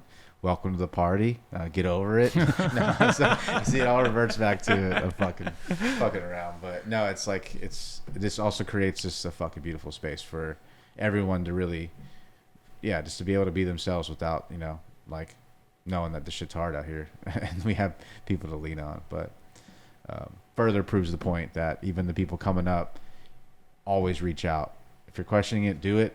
whether if you're struggling with art or struggling in a certain space in that or your head or whatever it is, like you just never know who you're going to meet in these conversations. Because like when I moved here, I went to like this random little event, and next thing you know, like I run into Matt True, become friends with him. I meet Skelly at Efren's birthday party. And it's like we all were meeting in different spaces, and then the group kind of like all merged out of nowhere. So you just like really you never know who you're about to meet, especially here in Austin. So that's why I think it's like, don't be afraid to just ask questions or really just get to know someone, even at a surface level. You know, at the beginning, it's like you just never know who you're talking to, and then you never know who you're gonna click with, especially in this city. It's like you just fucking never know, and then they could end up changing your fucking life, like the guys that I run with all the time. I feel that to the core, because that's kind of how it all happened here for me too. Like I think the biggest thing was, again, shout out to Matt, is like we shared a wall at a show that we both did over at a native hostel like a ton of years back. Yeah. And he was the first person I thought of when I opened up this space, because like we hit it off. He's from Las Cruces, which is like right next door to where I'm from, El Paso. And so I was like, oh, sick, man. Like, you're from where I'm from. Our story is not that different, I can almost guarantee. And we got to talking, and he introduced me to Skelly, and then me and Skelly hit it off, and we were tight. He introduced me to Pace, and me and Pace hit it off, and it's just like this boom, boom, boom, boom, boom, snowball effect. And like, I think what's really rad about the community here in town is like everybody is just friendly and welcoming and opening and like kind, and as long as you're not a dick about what you're doing, like everybody's gonna be like, come on down. No, for sure. That's what I think is cool. I mean, we all have our moments, I think, but at the same time, like, this is the first place that I've ever been in that it's like, even when my friends from out of town come, it's like, it's so quick that other people are like, no, we're gonna go over here. Like they're so quick to invite you somewhere. Like I couldn't tell you how many times a person that I've never met happens just to walk by our group and start talking, sits down, and next thing you know, he's bouncing around or she's bouncing around the bars with us, just hanging out. Yeah. Like it just seems like they're just like, yeah, come on, like you're cool, like, you know, you're not being weird or like, you know, like, but it's like, I can't tell you how many times people just approach, or, you know, we approach somebody or whatever, and they end up being cool, and then we're just like, we're going to this next bar, you want to come? Or we're going out to Zilker Park, you want to pull up? Like, it's like weird how much it happens here without having any knowledge of that person prior to that minute. But I just feel like it's just completely different in terms of, like, again, like whenever you allow yourself to be a little vulnerable, especially in the social aspect here, you just realize that how many people are also trying to figure this shit out, even after being here. Like, some say, like, well, if you've been here for a while, you know, you seem like you're established here. I'm like, yeah, I've been here. I know a lot of people, and I've painted here. So, like, yes, like, I'm not necessarily anything really, like, but it's, I don't know. It's just, it's kind of a weird place, because like people think that because you've been here for a decade painting and you seem like you should be well off. Like, everyone's still trying to, you know, improve and, you know, still struggle with bills every now and then. So it's like nothing really changes. And that it's just like your problems get a little bigger, or, you know, it's just like, that's why I'm just like, don't be afraid just to jump in, because the learning never stops. You're just better for it if you started earlier, you know, of course. But at the same time, it's like we're consistently learning and growing to the point where it's like, I don't know, I wish I had someone telling me in my ear lessons that I'm like still right now running into, like, shit, why did I use that kind of paint on this type of, you know, it's like, I mean, you can't get them all, but at the same time, it's just, I think it's just a matter of just being in the mix. Like, you're going to figure it out, and the next thing you know, you're going to feel like where you belong. Like, no matter where you're at in that process, it's like there's a moment that you're like, I'm right where I'm supposed to be in this moment, and I'm okay with that. That's what's cool. No, that's right. You that's said where it. Shit gets real. You said it best like that, man. I think that's the most powerful part. And it's like, yeah, you're still gonna learn stuff by going through the process of it all. But I think being aware, like, oh, this is where I'm supposed to be. Yeah. And then being that next, like, inviter, right? Like, just like somebody invited you in, like, make sure that you give that back and you pour in, because I think that's what keeps the community so alive, is like, you're not just like taking, you're like giving back and putting that time back in to build those relationships and those networks and those friendships. Really, more so than anything, is what's being built. Like, if you really think about it, it's like those homies that you talked about, like, those are your lifelong friends, right? Like, you know, so that's just how it goes. Yeah, it's sick. I mean, it's also just seeing everybody doing their own thing on their own terms too, and seeing like groups pop up, or just like individuals. Obviously, like a big advocate. You know, obviously I support the homies here in the city, but then seeing guys that are just out there like busting their ass, and then all of a sudden like for example, I'm gonna give a big shout out to Mural Supply Co, Mason, Bailey, Joe Mark over there. They're just like these guys, young cats when I met them, and I mean, I was pretty young too. I was in my, you know, late 20s, I guess, late 20s when I moved here. But these cats were like, I mean, I don't know, 20, 19, like, you know, young in the scene. I feel like I'm that much older than them at this point. But seeing them kind of come up and do their thing, like that's what makes me feel good. It's like I stopped by their spray paint shop on the east side. It's over at 2324 on the base, but they have the retail spot open up again. And it's just like seeing guys like that are really just like, you know, you just see guys get after it in the community that are just like all hustlers in their own right, and then come together and do something. And especially when the city needs it most, like we have no retail spray paint shop outside of Jerry's, which no offense to Jerry's, but it's nice to have something else outside from that store. Yeah. And it's so nice to see those cats coming up and doing their thing. So that's, if you guys don't know, now you know. Mural Supply, go and see their Chavez for all your stuff. No, yeah, they put on a good event. Was it like 2 weeks ago? Yeah, not that long ago. Yeah, Pona was out there doing some stuff. Yeah, stop by. It was pretty rad. See, like those cats, like that's another example. It's like they're just, yeah, it's just guys that aren't afraid to ask questions, reach out, like they're just not afraid to fuck up either. You know, they're in the mix, learning hard lessons. You know, lessons that cost money, not just like, oh, I should have sold that painting for more. No, it's like we just lost this money. Not saying they did that, but it's like running a business, you know, in general. It's like you start to figure out really quick what works and what doesn't, because it's no longer just a problem. It's like, no, we got other problems. Yeah, no, we got issues here. I feel that, man. And sometimes you don't know it's going to be a problem till you're in the thick of it, and you have to put yourself out there. I think that's the biggest thing, is like you have to put yourself out there to try. And like, yeah, if you don't lose, you learn. I think that's the best way to see it. It's like, you know, you take a hit financially and you're like, okay, well, hopefully I can recover or adjust, or what do I need to do to recover and adjust? But then you're like, bullshit, I'm making that same mistake twice, right? It's like, or you learn what not to do anymore. Yeah. Like maybe this isn't what I wanted to do, and it took those lessons to understand, okay, now I firmly know that that's not a route I want to go. And there's no looking back and being like, what if? It's like, no, I tried it, I fucked it up. Not even that you fucked it up, it just didn't work out, you know? Like, and that's, I feel like half of my life, it's like, you know, you have a perception of what you're trying to do or what you're trying to, you know, or just in general. Like you might look at a certain group of people, a person, a relationship, friendship, thinking it's certain, you know, and then you're just like, oh, okay, I know what that is. I know where that's at in the room now. I'm okay. Like I'm just going to go the other way. But it's like you're grateful for even whatever that was, just because it's like now you firmly know, and there's no doubt in your mind now that you could, you know, you have full understanding of it. So it's just, I think it's kind of some, it's full circle type shit. And I think that's the best way, I think, like to go through the experience and make like the adjustments based on the experience and not on like the what if. I think the what if is like the worst thing, right? It's like we were talking last time, it's like either the pain of discipline or the pain of regret when you're in the pursuit of something. And like you can do something about one thing, you can't do something about the other. Right. And so might as well just like try, and if it works out, then you know, okay, this was the route that I was supposed to go down. And if it doesn't, then you see why it didn't work out. Or like you said, like maybe that isn't something that you thought you wanted, but it's not really what you wanted. It takes you to another door. And you're like, holy shit.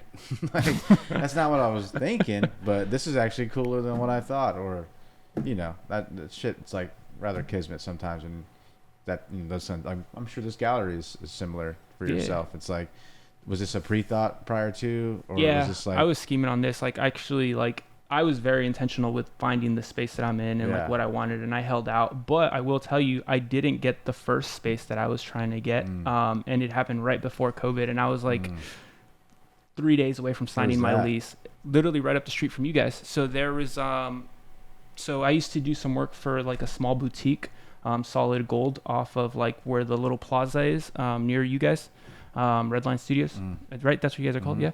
So right up the way. So if you keep going straight past the coffee shop and then you make a left on that, you go up right there. There's like these like downstairs work, upstairs living situations. They're like these orange buildings, but she had her shop in there. This woman by the name of Katie, super rad. And she was moving back to California, and she's like, if you want to take over my space, you can have it. And I was like, oh, hell yeah, like I can finally do this gallery thing, blah, blah, blah, blah. and like COVID happened.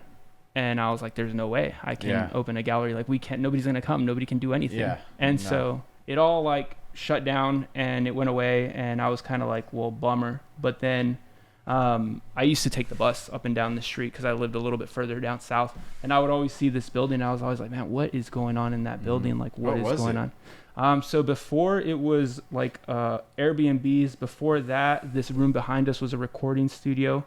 So they did a lot of music in here. And then before that, it was like a space where this gentleman lived who's leasing it out to me now. Oh, okay, cool. So it's gone through like its evolutions of things. And so like when I saw it was for rent, I was like, well, I can either see what is going on and try, or I can just let this opportunity pass me by. Right. Fortunately, I reached out to the landlord and his people were super chill. They put me in contact with him. He had some rules that I had to abide by, and I'm like, cool, you're giving me an opportunity. Whatever you say. Yeah, of course. Let's do it. And so, we've been in the mix now for about 1.5 years, but I was very intentional about wanting an art gallery just because like, again, I did go to art school. I did study all my friends for the most part are artists. Obviously I come from a community out of San Antonio. That's where I did my school.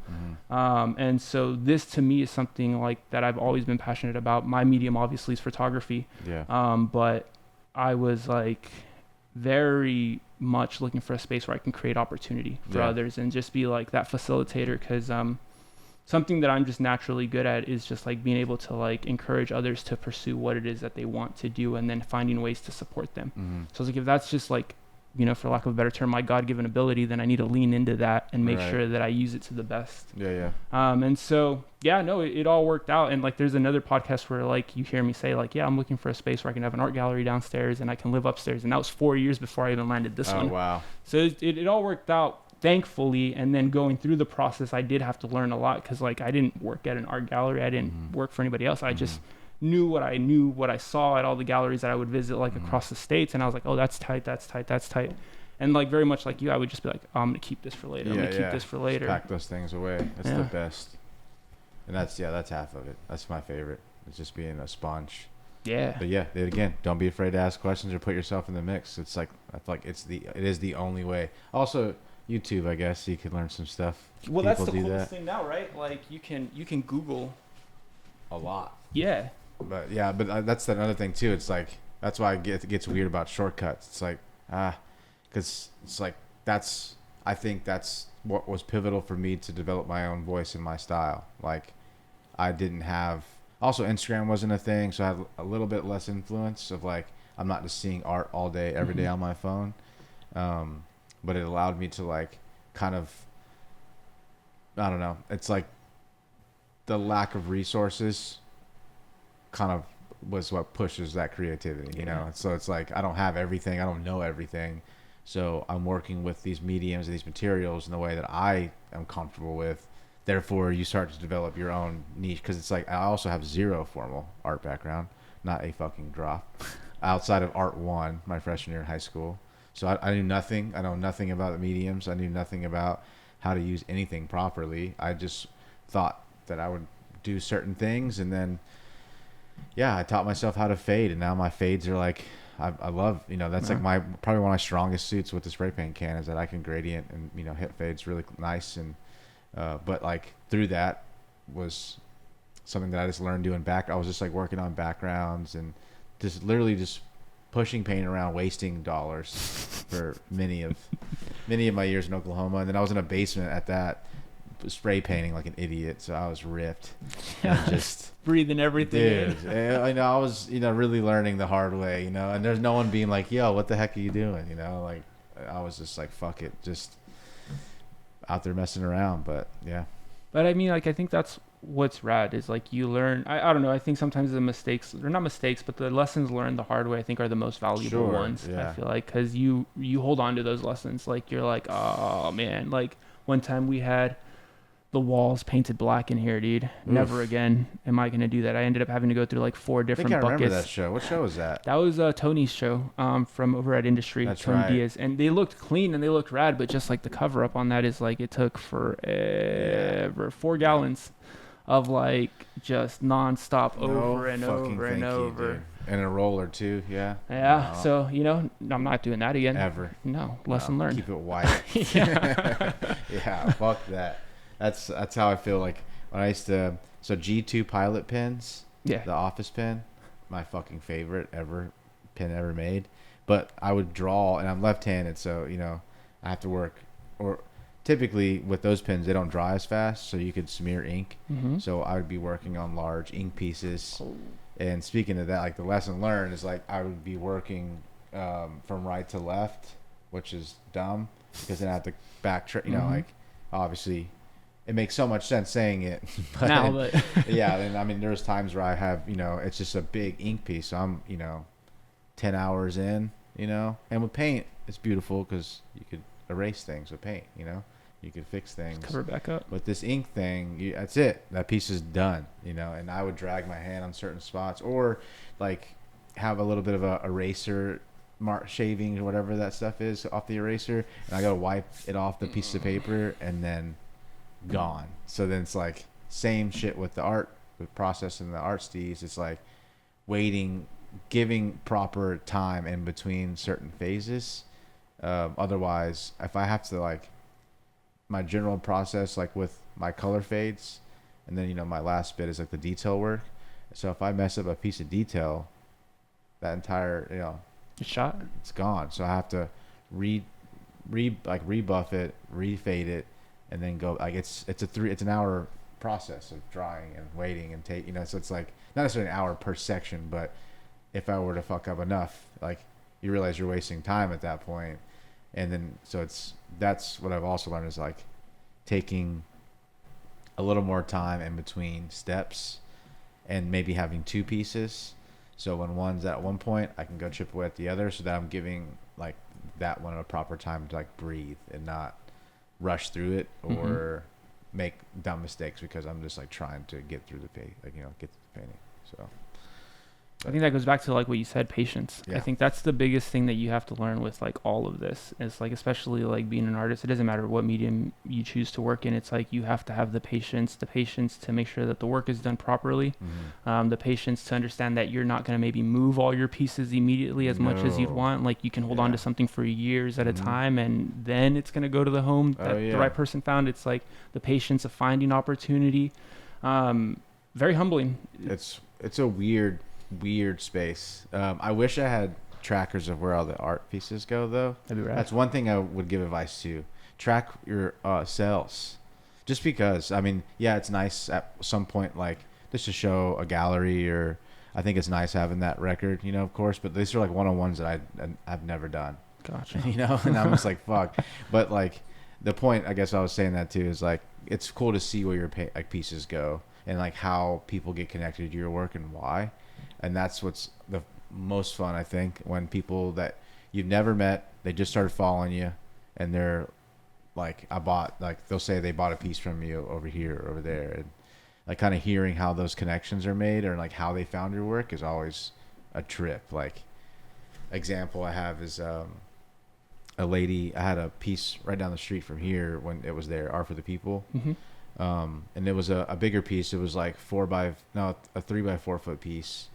It was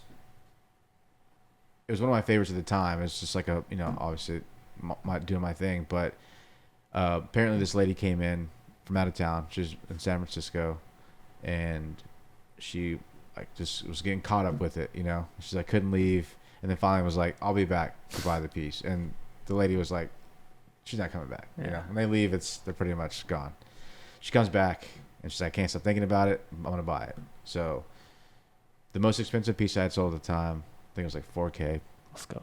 Yeah, I was fucking hyped. I was somewhere on the road. I think I was with Skelly in Tennessee painting at some mural thing, and I was like super fucking hyped. We were fucking just both excited, like we were just like lit up. But the cool part is, so she bought it. She went to San Francisco. I never got to meet her. Never got to thank her. That was the only thing I didn't like about it. It's like, can I just like send her a thank you or anything? Which I didn't really pursue it too much. I should have, but that's the weird part about the gallery space. Sometimes you don't even get to know who or what. It's kind of rowdy. Yeah, and the cool part is, so whatever. Like time goes by, I get reached out to on Instagram. This is a couple of years later, I would say, and this lady just really loved my work. Her husband and her, like, like just I guess it reminded them of another artist they knew from their. I think they were from Lisbon. I don't know. Jordan, maybe. I don't know. Not they just moved to the Gotcha. States for their work, and then I was talking to the wife, and she was kind of just telling me about some stuff, and I was like, yes, like also like they just dropped $2,500 on this piece, and it was really nice, and I helped them hang it in their house, and they have like this new modern, it's like it was just cool to see the home itself, and like seeing why they liked it on top of the emotion too. It's like also aesthetically it matches their space, so that was really neat because I fucking love interior design as well. And I was like, so how'd you find the work?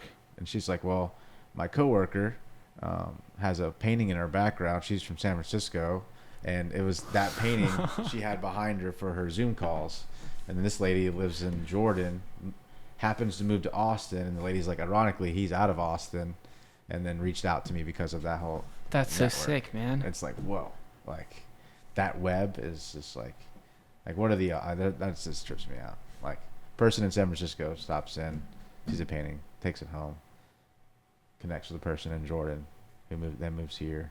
I don't know if it's Jordan. I know it's somewhere else. Yeah. That's for sure. I don't recall, but still just kind of tripped me out that like that was the connector of everything. And they've since bought a few pieces. It's like, yeah, it's like it's kind of amongst like my first, like that's when my collector base started to happen. Gotcha. Like where I had people that didn't know me before, not from the community, outside of the art community, I guess you could say, that have bought more than one piece like that. What a powerful like feeling though to know that like through just like a Zoom call somebody connected with your work, right? That they felt whatever it is that you created was like, oh, that's rad. I love that. I need a piece of that. And then they found you, that they even moved to the same city as you, and that facilitated their ability to collect more of your work. Yeah. Like it's just, I guess, yeah, again, that's the patience part of it. Like you never know when your work's going to go. Never know. But yeah, that's the trip. But I wish I tracked more of that stuff. Well, it goes well, like even just for like provenance as well, right? Like just making sure that like you can build that as you sell your work. I think certificates of authentication always go a long way as well when you're doing like solo shows. And then, yeah, just creating an opportunity for buyers to reconnect with you or re-engage you. Not necessarily to buy something always, but just to like connect with you, like just because they appreciate you as a person, right? I feel like that's also goes a long way. So being aware of that now and like, how do you implement that moving forward, right? Yeah, I mean that's something. I mean, this is also I'm in that space for myself professionally with my art. It's like it's always been on the side, and meant like it's. I always say like I'm not a full-time artist, so like whatever. Like I'm kind of like lackadaisical in some of that stuff, but I've been selling work at a level that I'm so proud of, and like I've been doing a good job at it, for my standards at least, and.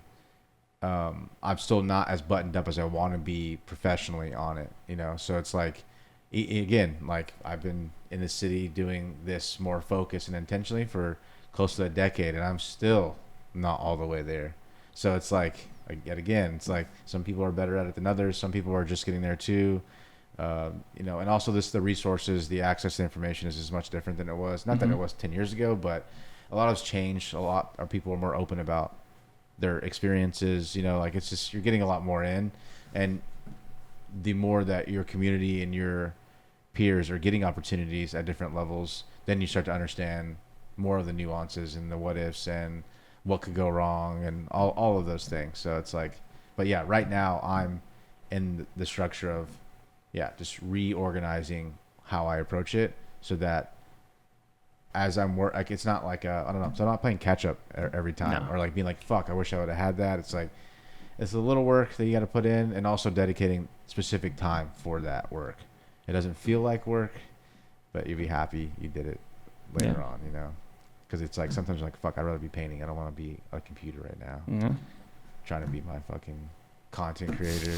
Not that I worry about that, but more so like business sound, It's like, that's one thing that I need to slap myself for. Well, I think you do a good job. I think you take your business acumen and apply it to the things that you do, or at least you set an intention to then apply it to the things that you do, right? Like you become, I feel like, more aware of what you need to be doing. And in time, you're going to apply that into what you do. And then before you know it, it's going to be second nature and just part of your process. Right. But I think it's all like, it's always a continuous development of what your process is. Like, it doesn't matter. Like 10 years from now, you're going to be like, oh man, I can be doing this, I can be doing that. And that's just, if you're really passionate about something, you're going to continue to pursue that, and you're going to try to get better at it as you go through it, right? You're just not going to stop and just be like, okay, I've hit this plateau, and that's, I'm cush here, thanks for everything. Yeah, I guess, yeah, I mean, that's right. I think the foundation for myself is what I'm really focused on. It's like, I want, you know, like all the way down to like the LLC aspect, to where it's like, everything that I'm doing is calculated, logged, fucking accounted for, so that one, it's easier for the tax man to take my money, because playing that game sucks, especially if you're not on your shit. You could fuck yourself over.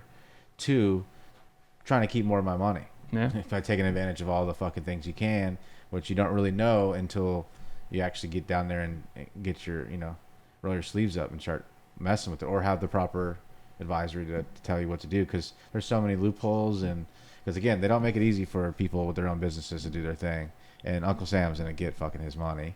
So I guess like now I'm really waking up to that, and like for a while I was just like, wow, you know, whatever, like just keep living, pay this, pay that, yeah.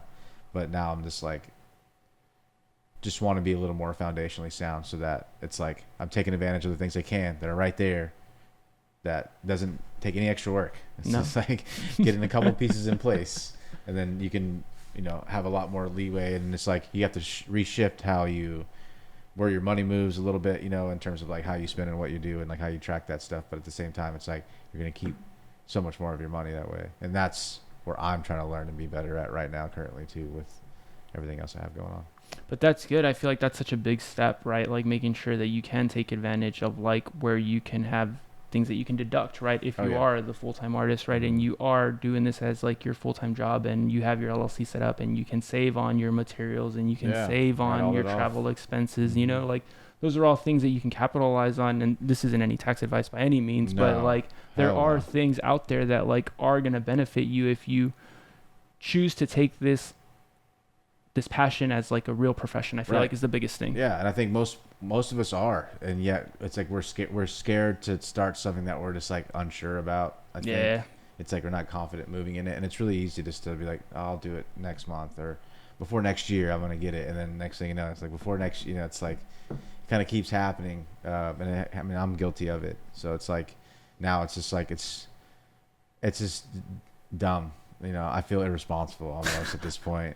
And then also like my grandfather is, you know, he was a retired CPA, and it's like it's a guy that's like I could just like pick his brain. I'm sure he'd be stoked. Just like, and that's another thing too. I've never been shared financial advice from my family in terms of like standards of just like what to put away, what to save, you know, just like how to handle money in general. Like I've just been out here fucking doing whatever, and it's like, they have information. I just also have not reached out and not just like pick their brains, because it's like I don't know why I haven't, and I don't know. It's just I don't know. I think it's that same like the hesitancy of like something maybe you don't know that it's easy to push off. Yeah. I think that's the thing, because I've found myself in patterns like that. Maybe not necessarily with like the finances, but just like other things where it's like if I don't feel 100% confident in it, then I'm just gonna be like, oh, I'll come back to you in like a few days, and maybe I'll feel like confident enough to get it done there.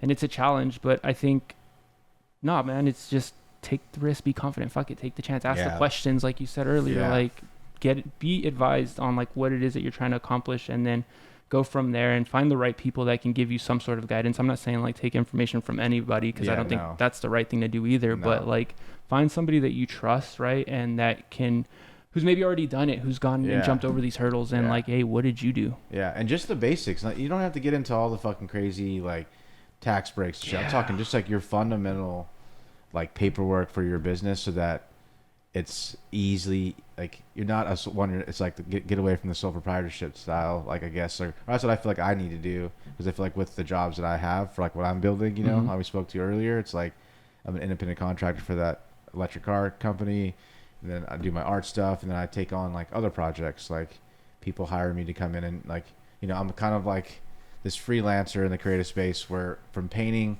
to doing different types of like art programming to working this other job. So essentially, all of this goes under one umbrella for me as an independent contractor. So then all of these things encompassed together, it's like it's it's just more organized for myself, and then I'm not end up owing the government like 20 grand at the end of the year. Nah, man, weird. you're making your life easier for Yeah. future you. Is really what you're Yeah. doing.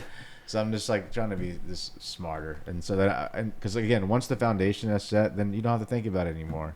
Then your energy can be spent on like the fucking little onesie twosies that you can be like, oh, I can do this now, I can finesse this, or like I could take advantage of that, or don't do that. Like that's when your head can go there. But I think to start, it's just like, what are your fundamental ways of who pays you or how you get paid, where that money goes, and then But yeah, again, it sounds so easy to say, but I've still been dragging my feet on it because I haven't just been taking advantage of what is out there. I've just been kind of comfortable with how I've been getting paid and how I've been paying up.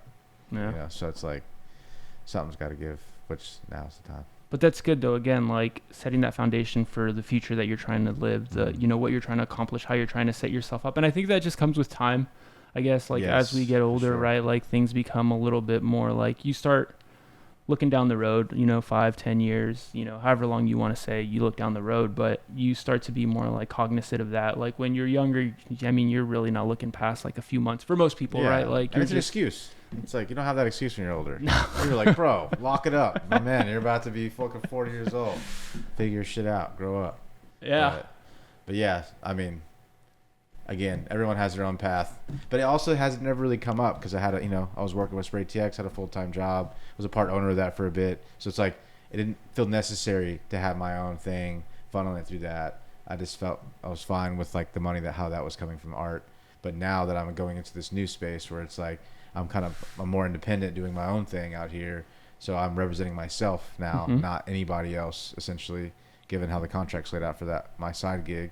So it's like, how do I just put that all buttoned up under one umbrella so that my name's not on anything and the company just builds, or air quote company, which is just my business for myself. I'm not trying to make this thing bigger. I just want to be fucking efficient as shit and make my own living the way I want to. Is essentially where I'm trying to go. Yeah. So it's like that is the next best steps for me to make sure that's set so that once I've set it all up, put the time in, I don't gotta fucking think about it anymore. Yeah, that's such a nice feeling too, right? Yeah. Then there's not like, oh, I wish I would have. Again, it's like it's done. I have no choice, dude. Or someone's gonna be like, "What the fuck are you doing, dude? Like, you're wasting both of our time right now, talking to me. 'Cause you should be doing that shit, and you shouldn't be talking to me."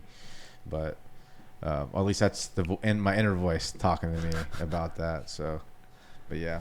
Nah, you'll go through it, man. It's like the first thing is being aware of what change needs to be made, and then once you're aware of what change needs to be made, then you commit to the change that needs to be made, and then you go through the process of it, and it's it's happened. Everything's done. But now it's just a matter of moving the money the right way. So it's just like setting up. Really, the next steps for me is like setting my bank accounts up to where it's like anyone that goes in, put a percentage aside, because again, they're not taking my taxes out, so I have to stay on top of that and ahead of that. But yeah, just me changing my ways of how my money moves, just making myself put myself in a better position that whatever money I'm spending on a certain card is my money, and everything else is where I can't really touch it. It's just like, get it away from me. Honestly, the biggest thing that I did, like when I first went independent, is I just put away 40%. Like government's not going to take 40%. I'm not making. I wasn't making that much, so it's like there's no way. But what ended up happening is when tax time came, I had enough to pay what I needed to pay, and then some extra that I was like, oh shit, I can do something fun with this because I was a good little squirrel and I put everything away. Yeah, that's nice. Take yourself on a little trip or something. Yeah, man. And so if not everybody can live like that, right? Like it's a case by case situation. But I would always say like just try to put away as much as possible, because it's better to have more money for yourself at the end than to owe Uncle Sam money, Dude. because he's going to get his money one way or another. Yeah. And I was in that situation where I had to pay. Like, I mean, I just got an extension on my tax I'm going to pay, so it wasn't that big a deal. But yeah, it's like when they're hitting you for a certain number, it's like I don't have that number that I could just drop to you. It's like, especially with how I was doing it, because it's like that's where shit got real, and that's where I was like, yo, because last year was my first year doing a lot of contract work. Gotcha. And so it was kind of new I was still kind of new, even though I'm aware of the scenarios. Yet again, all this experience, still just like out of nowhere, I was just like, holy shit. I had, 30, 40 grand of contract work. That wasn't taxed, Oh, and shit, it's like, you owe, $12,000, and it's like, holy shit. But luckily, I was able to figure that out, and it wasn't nearly as much money as that I initially thought I had to pay. So very happy, but again, it's just like, I just did a little extension. It's no big deal, but I don't want to do that. Like I don't want to be put in that situation again, and just feeling that weird ass stress. It's like, I don't know. Money is just a fucking weird thing, and I want it to be automated. To the point where I'm just like, the basics are taken care of, and everything else is just a bit, either added benefit or I have bandwidth to pursue something else. I don't know. That's a great way to see it, and that's good advice, honestly. Like, I think for most artists who I feel like are kind of in a similar realm, especially when, again, if you're just kind of like doing your own thing, it's very easy to be like, oh, sick, I made $8,000 off this painting, but really, like, you didn't make $8,000. Like, no, you got to factor in everything you spent to get the painting done. If you got time, you got to factor in the time that you spent into that, and then also, like, again, Uncle Sam's cut. He's coming. And that's what I think it is. It gets so overwhelming, because if you haven't done it, you're like, fuck, I gotta do this, and you're just like, yeah, no, I'm gonna go paint a little more. It's like you just forget about it. It just like slowly gets brushed under the rug, which I've done it. So it's just like, it's really easy, because then it's just like seems so like such a big lift, and then you gotta pay a little bit to get everything kind of going, So it's like, but then you have to completely restructure how you see money, and which is different. Because everybody approaches money, different, depending how you came up and whatnot. But I don't know. That's definitely something that I'm super focused on rolling into this next year. But also being better at just tracking. Like, I don't have a website either. I have one, but I haven't done anything with it. So it's just like, there's so many little things about what I'm doing with my business, and it's like I'm not all the way there yet. So it's like this year has been like reacclimating to the new of how my way of life is kind of moving in the direction towards, and then also like making sure that I'm staying dialed enough to, like, assuming Instagram's not there. Yeah. What else? How else do people look at your stuff? How do people access you? And that to me is just like, all right, like, assume Instagram is not available. What's next? And then the website is my next thing, but that overwhelms me. It's like, people that you can do it yourself, and I'm just like, I don't know, man. I don't want to. Yeah, and I don't think you have to, man. I feel like today there's good plug and play solutions, but I feel like at the end of the day, it's if you have somebody that you can like lean on to help you get across that finish line, especially like some of those technological stuff, like, might as well just lean on them. Just ask them. I'd rather just pay someone outright, straight up, dude. I'm just like, I don't have the time or the energy. I'd rather work with somebody, and also like support the ecosystem that is, the creative space. It's like, I know it's not cheap at all, that space, but that's where I'm like, barter should come in a little bit. I never want a full barter with stuff like that. I want to pay cash, and it's like, sometimes it's nice to be able to work in some art for trades or whatever, but for that, I'd like to just pay someone outright, even though I know it's expensive, but it's like, I'd rather save up for that to get it done right the first time than me having to, because sometimes I'm just like, I don't want to deal with it. I don't know. Sometimes that technology stuff just, I kind of get overwhelmed in that space. Well, the good thing is like you said, it's like once it's set up, it's just maintenance at that point, right? Like, it's understanding like, okay, I got to upload my inventory of like whatever I'm selling that's new. And even then, some of that stuff you might be able to automate and stuff like that. So it's just, it's setting up the foundation. I think the biggest takeaway from all this is like, set up the right foundation. Yeah, exactly. So that you can build on top of that, and you can make your life a lot easier, right? Yeah. But I just don't know. Yeah. I mean, you're right. But yeah, I'm kind of in a rebuilding right now. That's what it feels like, at least, or I'm approaching it, I guess. That's cool though, Not that rebirth. I had anything. Yeah, not that I had anything really to begin with, but just I have goals, so hopefully we can get those knocked out. Absolutely, man. Coming months, yeah. There's no way like you won't get them knocked out. Like just looking at the sheer determination that you have and like the work ethic that you have and the conversations that we've shared, whether it's been on this podcast or like that one time we went and grabbed coffee, I feel like it's, you know, it's just once it's on your radar, you're gonna get it done. Yeah, hopefully. You can't say hopefully. You gotta say, yeah, I'm gonna get it done. No, I'm gonna get it done. I guess the website thing. I mean, I'm more focused on the money aspect and like that whole foundation first, because the website I'm just not really in the biggest rush, but I want to get it done sooner than later. No. Well, I mean, we can always lend a help out here, dog, and it doesn't have to be anything crazy expensive if you come through us. Like, you know, that's something that we can work as homies through. Cool. So I think that's the biggest thing, because yeah, there's no reason why like something like that needs to bog you down, especially like, again, where you want to have your own platform that you're in control, that again, like if any of these social channels go away and all of a sudden you cease to exist on the internet, like what, you can have that. Well, that's also, I want another spot that people obviously can go buy art as well, because people are like, do you have art available? And like, you know, kind of you had that talk, which I enjoy the conversations, because then you can also like, you're able to also understand the client a little bit, because if they just like, you know, there's no interaction if they just go to the website, see your work, go away. So like, I like having that though, but it also cements price points, but it eliminates the fact to read the room, which I kind of like to do at times. Not that I'm trying to make more money off people. It's more so it's like, this is my price point, but you know, if you're really interested in a piece and you know, it moves you in a certain way and you want to talk about where that price is at, I'm not going to drop fucking 50% off this thing, but like, if you want to have a real conversation about it, who knows, you know? Like, I love talking about stuff like that. Like, if you're like, man, if it was $300, $400 cheaper, I can make it happen. I'd be like, fuck, let's get it. Like, you know, like, that's the thing I like about the sell, like, you know, having those conversations, just to kind of being like, all right. And also, like, if I see you've been following my work for a long time, know you're a supporter, trying to make some things happen, like, you know, I'm always open to have conversations. But yeah, I do want to have a space that's like everything's done. It's also inventory is logged, you know, those other things that aren't necessarily client facing.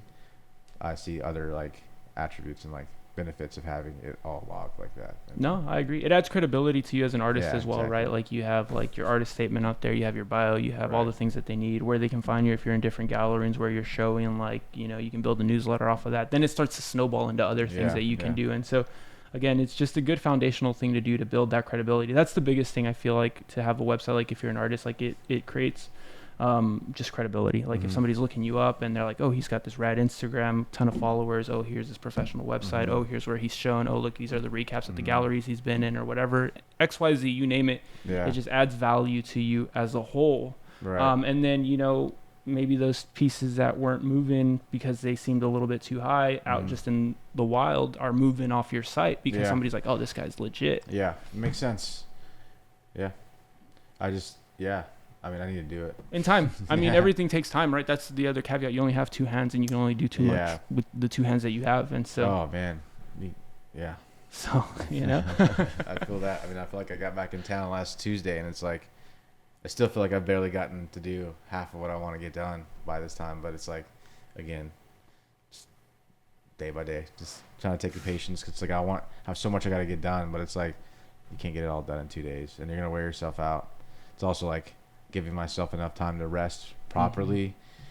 Like 2 or 3 days I take when I get home from those trips, just to like make sure that I'm still doing things, but like at a very slow pace and not with like, I mean, there's intention, but I'm not like scheduling anything. I'm like just kind of moving about in my own time and space with like, you know, slowly getting my foundation back set, and then I'll fucking hit it. But yeah, you can't overcommit, especially traveling like back and forth. Like it takes at least a day to decompress, and not the day that you travel back in and next. Like, you need that whole next day to just like get back into the rhythm of things. And then knowing you're going to be gone and like a quick turnaround time like that adds a little bit to it. So I think the biggest thing you said at the beginning of the conversation is just allowing yourself the grace to like understand, like, okay, I use my time efficiently. Like whether it was time for rest or it was time for get after it, like I use my time efficiently. And then at that point you're not doing anything wrong. Like, no, but that's just the hardest part. It's like, you know, I mean, when you're sitting still long enough, you're like looking around the room like, fuck. something's not right, you know. But that's when you know you got to get back to work a little bit. Yeah, Like, you know, you've rested enough. For sure. I mean, it just kills me sometimes. It's like, God, I wish I could give myself a little more, you know, at times. Because my mom would be like, just go sit down, dude. I'm like, I can't.